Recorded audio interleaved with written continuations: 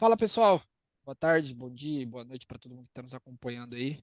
Ficamos aí com um hiato de uma semana sem gravar, por a equipe tá viajando, a Stephanie e Laura estavam lá em Campo Grande fazendo um evento, a Lígia teve que viajar lá de última hora para o Chile, e aí, como tava só eu e o Rodrigo, eu falei, vamos deixar para a próxima semana que a gente já traz um compilado de vários assuntos aí que eu acho que permearam muito a semana, tanto para boi quanto para grãos. E bem, fazendo essa breve introdução, eu acho que um ponto que a gente pode liquidar a fatura é que o mercado do boi gordo, principalmente, aí eu vou até deixar para o Rodrigo e o Stefano falar depois, mas o mercado do boi gordo, numa queda muito forte, muito intensa, safra de fato. Eu estou em Cuiabá, mas um ponto que eu acho que é importante ressaltar é que fazia tempo que a gente não via chuva no início de junho, né, final de maio em Cuiabá, e isso aconteceu ontem, então um ponto que ressalta muito os olhos, o período climático, pelo menos para cá, para a gente no Mato Grosso, está relativamente bom, né? Tá chovendo bem nesse período, que normalmente já era para ter secado, já era para ter parado as chuvas, mas está ali uma chuvinha, uma garoazinha que ainda está mantendo, digamos assim, uma leve umidade. E dá um fôlego para o pecuarista, mas a oferta é sobressaltada. Mas, enfim, eu vou deixar a Laura aí trazer os aspectos mais importantes do mercado físico e depois eu trago alguns comentários que eu achar pertinente aí. Laurinha, o que você traz pra gente? Bom, pessoal, obrigada mais uma vez pela audiência de todos que estão nos ouvindo aí. Mercado físico buscando aí cada vez mais esse fundo do poço, né? Parece que esse fundo do poço não tem muito fim. Uma Fundo, cotação que a gente já. fundo do posto é Oi? alçapão, né, Laurinha? Esse fundo do poço tem alçapão.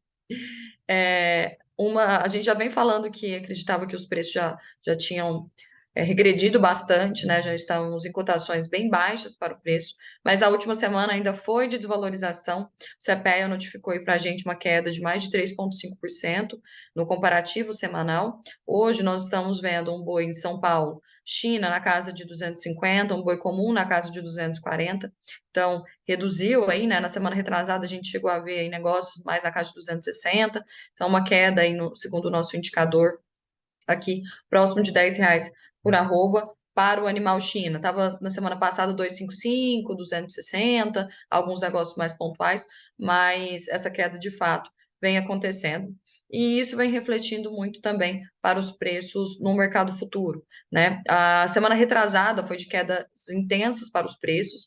O contrato de outubro, que é o contrato que tem liquidez mais longo para a gente, ele chegou a atingir uma desvalorização de mais de R$ 25 por arroba, mas a semana passada o mercado respirou um pouco melhor e todos os contratos apresentaram valorização no comparativo semanal, né, entre uma sexta e outra. O contrato de outubro, para a gente trazer como referência aqui, chegou a uma valorização de 4,8%. Tiveram outros contratos que atingiram, os contratos de agosto, setembro, uma valorização no comparativo semanal de 5,4%. Então, nos pareceu que as curvas futuros estavam se ajustando um pouco melhor, né? Quando a gente olha no histórico e vê a diferença de preços entre o mês de maio, que a representatividade representa aqui para nós o mês de safra, e de outubro, que representa para nós o mês de entre safra, historicamente, em anos de fase de baixa de ciclo, nós observamos uma valorização de 9%, na casa de 8,9%, 9% aí, entre esses 2 meses. Hoje, o que a Bolsa está precificando para a gente é uma desvalorização entre esses 2 meses de mais de 3%. Essa semana se iniciou com os contratos cedendo mais ainda, né? Ontem nós observamos queda nos preços, hoje nós estamos observando ainda, nesse exato momento, nós estamos gravando aqui dia 30 de maio, 3,20. A Bolsa está mostrando para nós uma desvalorização para o contrato de outubro de 1,8%, de setembro, que é a maior queda que nós estamos vendo agora, de 3%. Então, de fato, essa semana os contratos voltaram a se desvalorizar e é algo que não é muito atípico, né? Nós analisamos os últimos 25 anos aí, né, a variação de preços entre a safra e a entre safra, em apenas 6 momentos nós observamos sair fora desse padrão de valorização. Então, em 6 anos apenas foi identificado queda nos preços. E esses 6 anos aí, a maioria, apenas um ano que foi em fase de baixa, o restante foi todos em fase de alta. Então, pode acontecer de, na entre safra, nós termos aí preços mais baixos do que hoje? Pode, porque, infelizmente, a gente não tem bola de cristal, a gente não sabe predizer de fato que vai ocorrer no futuro, mas não é o que a gente espera. Pensando no final de ano, a gente sempre vem falando disso aqui, né? Aumento de demanda tanto interna, pela aproximação das festividades, demanda externa também, pelo maior aquecimento de exportações para a China, diminuição da oferta de animais, de pasto, principalmente, né? E aí que é algo que a gente tem sempre que ir acompanhando, e agora acho que até depois você pode comentar aquele indicador que você trouxe para a gente lá de intenção de confinamento, mas algo que a gente tem que acompanhar bem de perto agora é a intenção de confinamento, porque entre safra, a maioria dos animais que são abatidos aí são animais de confinamento, né? Visto que a disponibilidade de pasto é muito baixa.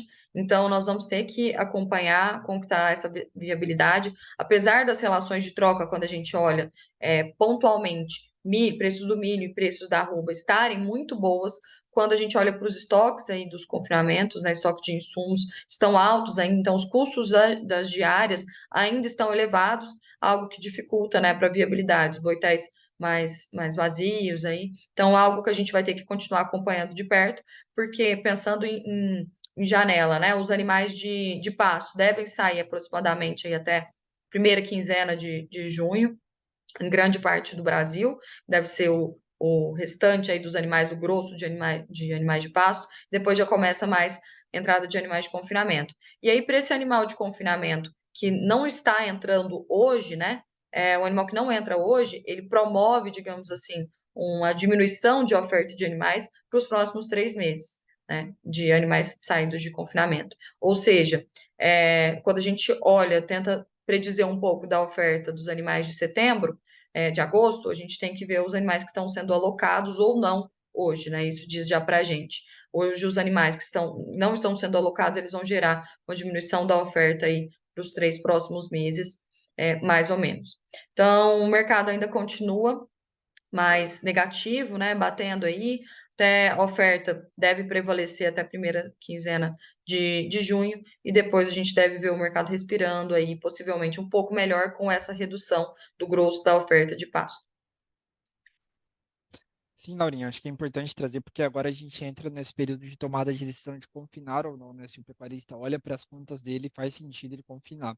A gente sabe que tem muita gente que toma essa decisão baseado na receita, né? Então, às vezes não olha nem margem, olha a receita. E se o preço do boi gordo estiver caindo, às vezes ele vai optar por ou reduzir o volume confinado, ou então confinar menos animais, ou então nem confinar animais. E pelo menos nos indicadores que a gente acompanha, a gente consegue observar taxas menores de confinamento. O IMEA divulgou, se não me engano, na semana passada, dia 15 de maio, para ser mais exato, as intenções de confinamento de abril 23, né, e os pecuaristas mato-grossenses esperavam confinar durante o ano de 2023, com a intenção, as perguntas foram feitas durante o mês de abril. E o que a gente percebeu é uma queda aí, pelo menos os números indicaram uma queda de 10%, mais ou menos, 9,46%, em comparação ao mesmo período do ano anterior. Então, se lá no ano passado, em abril 22, os pecuaristas esperavam confinar 529 mil cabeças, em abril 23, para esse ano, né, de 2023, os pecuaristas mato-grossenses esperam confinar 479 mil cabeças. Então, já é um volume menor, mesmo com essa queda de custos de maneira geral. E outros indicadores que a gente também acompanha, nacionais, que apontam também quedas nas taxas de ocupação para esse período do ano. Então, acho que nesse momento em que é crucial para a tomada de decisão se vai confinar ou não, a gente observa que essa derrocada de preços futuros trava muito a comercialização. Inclusive, acho que é importante ressaltar, a gente tem um indicador aqui, uma tabela de sensibilidade, né? E é impressionante como ela tem variado durante a semana, né? Na segunda-feira você consegue ter uma margem relativamente boa, aí passa 2, 3 dias, essa tabela já vira completamente do avesso. Só para te dar uma ideia, hoje, quem coloca um animal no confinamento e vai vender, que provavelmente vai vender lá em agosto, né, início de setembro, daqui 100 dias mais ou menos, esse cara, para fazer sentido a conta dele, para financeiramente valer a pena, ele tem que colocar esse animal aí com, vamos supor, se o custo da diária dele é 16,50, ele tem que pagar no máximo 3.150 no boi magro posto na fazenda para que faça sentido a conta dele. Então, hoje, observando toda essa pontuação, a Selic, a gente fazendo toda a conta financeira, tá bem sensível, digamos assim, a atividade de engorda nesse momento. E olha que tá difícil achar essa diária de 16,50, né? Muita gente com estoque muito elevado, né? Então, a gente percebe aqui que boitéis, de maneira geral, ainda estão com o custo da diária elevado, mesmo com milho barato, porque foi milho estoque feito lá atrás, né? Então, você tem dificuldade de repassar. Então, é difícil até mesmo achar essa diária de 16,50. Uhum. E aí, até quando o pecuarista opta aí, vamos supor, para colocar o animal no confinamento, e, e daí falar, eu não vou travar o preço, mas vou garantir, por exemplo, uma put, pelo menos um valor mínimo eu consigo. A gente olha a volatilidade do mercado de opções, né? Muito alta. Então, até essa proteção, obviamente, ele é balizado, a opção ela é balizada no mercado futuro, então, quanto mais baixo no mercado futuro, mais cara ela fica e mais inviável também. E a volatilidade alta é algo que contribui muito para essa inviabilização de uma aquisição de uma put, por exemplo, né? Hoje a gente vê a volatilidade a níveis recordes aí, volatilidade que a gente não via desde quando foi a penúltima, né, na verdade, vaca louca típica lá em 2021. Então, níveis muito altos, e isso inviabiliza ainda mais, porque não fornece uma segurança para aquele pecuarista colocar os seus animais confinados, né? Sim, sim, exatamente. E aí, dentro dessa consideração, acho que só é importante já trazer um pouquinho, alguns pontos aí de destaque para a gente até já passar para grãos daqui a pouco. Mas assim, a gente tem observado de perto a gripe aviária, né? A gente já está indo para o terceiro estado brasileiro com casos de gripe aviária. Agora o Rio Grande do Sul confirmou o primeiro caso de animal silvestre com gripe aviária. é, e, e, e já era, de certa forma, esperado, tá, pessoal? Isso, assim, se a gente for avaliar que vinha acontecendo na América do Sul como um todo desde janeiro desse ano, era de se esperar que o Brasil fosse atingido. Agora o controle é muito grande, né? Agora a gente precisa ter muito controle sobre o espalhamento da doença, né? O ideal é erradicação, mas o controle é super importante. Apenas para ressaltar, a gente já tem acordo com mais de 90% dos nossos países, dos países que compram carne de frango do Brasil, para que, caso a gente venha a ter confirmado um caso de gripe aviária em animais comerciais, não vai ser barrado a exportação completa. A barragem, digamos assim, né? A interrupção vai ser feita em zonas. Então, se o animal foi encontrado, vamos supor, na Grande São Paulo, um animal comercial, então se barra a exportação do entorno de 10 quilômetros da onde foi encontrado aquele foco. Então, todas as grandes que estiverem no raio de 10 quilômetros da cidade de São Paulo poderiam ser barradas a exportação. É assim que deve funcionar com 135 dos 150 países que compram carne de frango do Brasil. Mas a preocupação continua, tá? A gente está acompanhando de perto, isso impacta diretamente, a gente tem acompanhado isso. E, para passar para a parte de varejo, acho que é super importante, a gente tem observado uma queda nesses últimos dias muito grande da carne no atacado e também da carne no varejo, tá? Falo isso porque tanto aqui, como uma experiência pessoal, eu vejo aqui finalmente a picanha voltando para baixo dos R$ 50 aqui no Cuiabá. Fazia tempo que a gente não via isso aqui acontecer. Mas também os indicadores oficiais mostrando isso acontecer, né? Eu pego o IPCA 15, o preço da carne bovina recuou pelo quinto mês consecutivo, com a picanha sendo o segundo corte que mais recuou. Eu pego o IPCA de maneira geral, o índice do varejo paulista também mostrando queda na carne bovina, então, de maneira geral, o varejo está repassando, não na mesma proporção, não adianta nem eu falar que vai ser na mesma proporção, porque não está sendo, mas está tendo repasse de preço e está trazendo mais gente para o consumo. Isso está impactando outras proteínas, tá? O frango está caindo, a carcaça suína está caindo, muito puxado por essa queda muito intensa da carcaça bovina. Então, é um momento de deflação, tanto é que o próprio IGPM mostrou isso, a gente teve aí o pior, na verdade não o pior, mas a maior deflação do IGPM da história. 83 de queda, então mostra que o mercado está bem deflacionado, trazendo preços bem para baixo de maneira geral, impactando bem aí quem está com estoque formado ou quem vem com custos formados lá atrás e está lidando com essa situação de preços muito baixos. E aí, acho que da parte de pecuária, acho que a gente já pode até passar aqui para o pessoal de grãos, o Rodrigo vai poder trazer melhor para a gente aí, mas acho que da parte de pecuária é isso. Laura, você quer adicionar algum comentário? Não, Iago, acho que é isso. Perfeito. Tá bom. Rodrigão, a bola tá com você.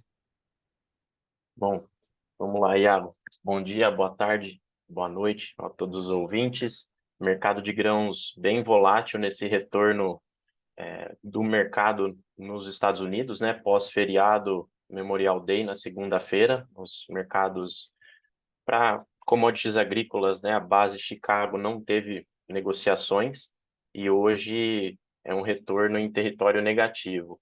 O mesmo direcionador que sustentou e trouxe uma valorização para os futuros em Chicago na semana anterior, se a gente observa de sexta a sexta-feira, os futuros de milho com expressivas valorizações e também os futuros de soja, hoje em forte queda, em virtude das condições de clima, né? Os mapas meteorológicos a gente observa por parte do NOAA, né? A agência que aborda toda essa questão climática nos Estados Unidos. Se a gente analisa tanto os mapas mais de curto prazo, de 6 a 10 dias, e também observando de 8 a 10, o que na semana passada trazia um indicativo de clima mais seco, temperaturas acima do normal, hoje essas condições são mais amenas e os mercados vêm pesando bastante. É interessante comentar que os vencimentos mais longos na semana anterior, tecnicamente, fizeram até um pivô de alta no gráfico diário, tanto o setembro quanto o dezembro em Chicago, e tecnicamente isso traz uma reversão de tendência no curto prazo, e no dia de hoje eles vêm retornando, então muita atenção. Os futuros de soja, apesar da valorização, eles seguem em tendência de baixa, né? Não reverteram a tendência, e linkando a esse movimento de preços, a gente teve na última sexta-feira, por parte do CFTC, né, a Comissão de Futuros que reporta as posições dos participantes, e é um dado que a gente vem sempre acompanhando, né, as posições de fundos de investimentos seguiram reduzindo as posições compradas ou aumentando, até no caso do milho, óleo de soja, as posições vendidas. Para o milho, o dado atualizado, né, que saiu na última sexta-feira, é uma posição vendida de 98.027 contratos, se a gente junta, né, opções e futuros. E para a soja, esse saldo, o saldo que era comprado nos primeiros 3 meses desse ano, essa posição comprada por parte de fundos chegou a mais de 189 mil contratos, e, segundo o report da última sexta-feira, está em 4.147 contratos, quase zerada, um corte entre uma semana e outra de quase 20 mil contratos. E muita atenção, porque isso repercute nos futuros aqui no Brasil, né, na B3, o milho, da mesma maneira que passou por uma valorização na última semana aqui na B3, ele fez uma perna de impulso, né, valorizações acima de 5%, 6%, dependendo do vencimento observado. Hoje também vem recuando cerca de 4%. O vencimento julho aqui na tela na casa dos R$ 55 a saca novamente. E é isso, não reverteu tendência. Se a gente olha pelo aspecto da análise técnica, apesar dessa valorização na semana anterior, não houve uma reversão de tendência, como foi observado nos futuros mais longos em Chicago, e o mercado vai deixando um viés de baixa, vai deixando um sinal de baixa, né? Nesse momento, um candle vendedor cruzando aí a média móvel de 20 períodos, que segue descendente, e está em busca aqui o vencimento julho, que eu citei agora há pouco, a 55,67 na tela. Ele provavelmente deve seguir em busca do fundo do mês de maio, que foi 51,70. Também, uma coisa que a gente vem observando para esses futuros aqui no Brasil, de milho, é a entrada da segunda safra, que está aí estimada pela Conab acima de 96 milhões de toneladas, e também, segundo o boletim da Conab, já foi iniciada a colheita no Mato Grosso e em Goiás. Acho que até o Stefan vai trazer isso daqui a pouco, de forma mais específica. E é isso, muita atenção. A gente vem trazendo esses dados. Historicamente, né, nós temos aí, se a gente analisa o indicador CPEA, que é referência, né, para os futuros na nossa bolsa, o indicador do milho, ele tende a fazer fundo. Se a gente analisa um comportamento histórico dos últimos 10, 11 anos, 2012 a 2021, Esse fundo ele costuma, né, acontecer no final de junho, não é um reloginho, né, mas é interessante ver em que fase ali o mercado tende a inflexionar, né, marcar um fundo. No ano passado, esse fundo ele foi um pouco mais à frente, nós tivemos toda a questão envolvendo Rússia e Ucrânia, mas esse indicador ele não perdeu a casa dos R$ 80 a saca no ano passado, esse fundo foi marcado ali no final de julho, então, apesar da gente já ter uma queda aí no ano, eu anotei aqui 36% e 30% do milho, ele fechou o ano de 2022 a 86,07 e o indicador CPEA Campinas ontem veio a 54,83 e tem aí espaço para ceder mais no curto prazo. Acredito que esses foram os principais direcionadores, né, da última semana e a entrada dessa semana, essa parte climática, a volatilidade envolvendo Rússia e Ucrânia na semana anterior também contribuiu para o avanço em Chicago, né, apesar da extensão do acordo que foi feito no dia 17 de maio agora, e que tem validade, né, ao menos até então, até 18 de julho, ainda tem muita tensão ocorrendo na região do Mar Negro, inclusive foi reportada matéria da Reuters, entre domingo e segunda-feira houve um ataque por drones no porto de Odessa, porém o mercado, ao menos até agora, ele não deu muita bola, vamos assim dizer, para esse movimento, né? Acredito que a volatilidade maior vai ficar próximo a esses prazos, aí, próximo ao término do acordo. Da minha parte é isso. Acho que o Stefan vai trazer também alguns direcionadores aí para a parte de grãos. Bom, pessoal, acho que só para complementar o que o Rodrigo colocou de forma bem ampla já, o cenário climático para o mês de junho nos Estados Unidos, ele vai adicionar um pouco mais aí de movimentos de preços em Chicago, uma tendência de um clima mais seco e mais quente. Então, por mais que a gente tenha aí previsões, uma semana até sexta-feira passada, quinta-feira passada, uma condição um pouco mais evidente de seca, deu um start ali para Chicago, deu um start para o milho na B3.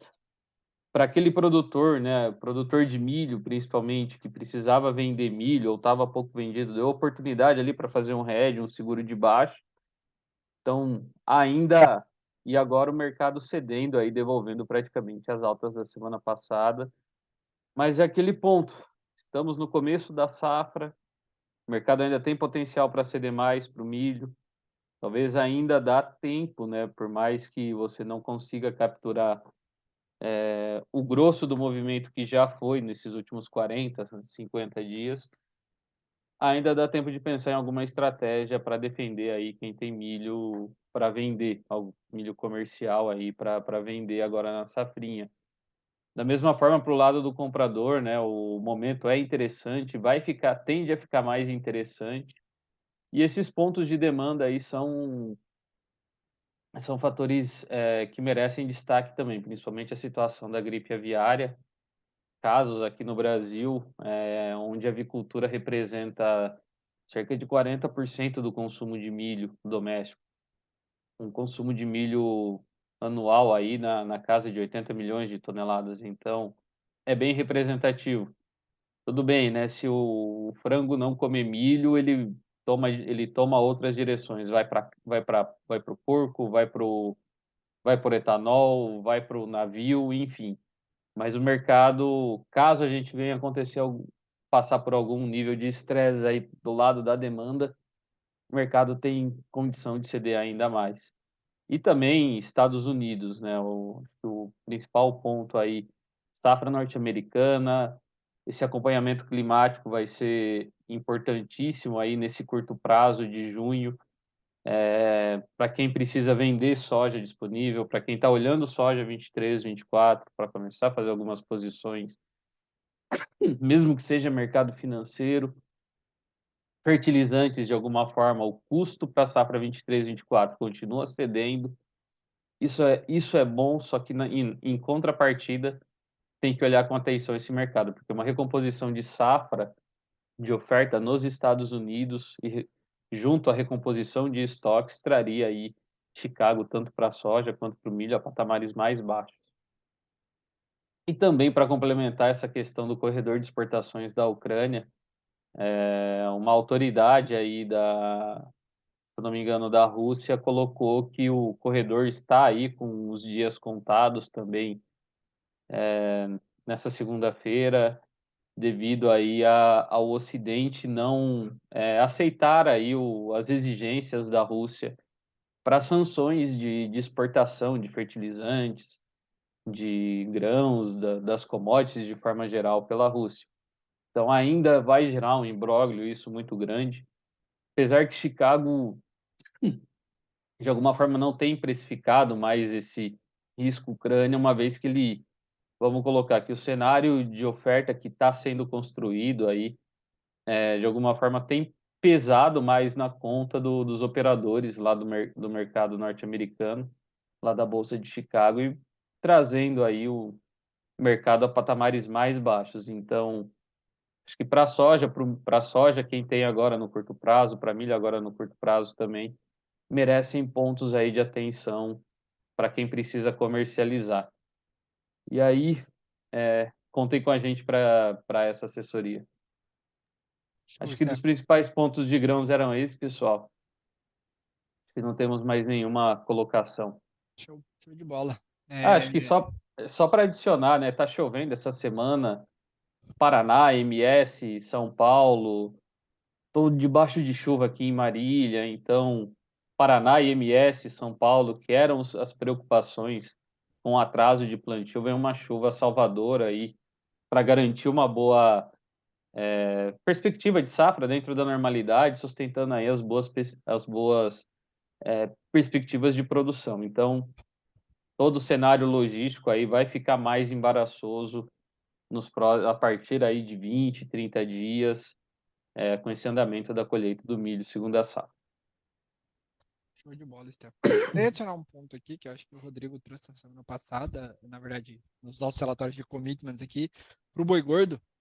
Fazia tempo que a gente não via investidores institucionais, né, que na sua maioria são fundos, operando tão comprado em boi gordo, e na verdade o maior volume de compra em boi gordo desde outubro de 2021. Fundo normalmente entra quando ele enxerga assimetria, né, Rodrigo? E aí, acho que dá um indicador para a gente também de toda aquela história que a Laura trouxe sobre possibilidade de alta no médio prazo, valorização do ativo. Quem está hoje apostando na alta do boi gordo não é mais a pessoa física.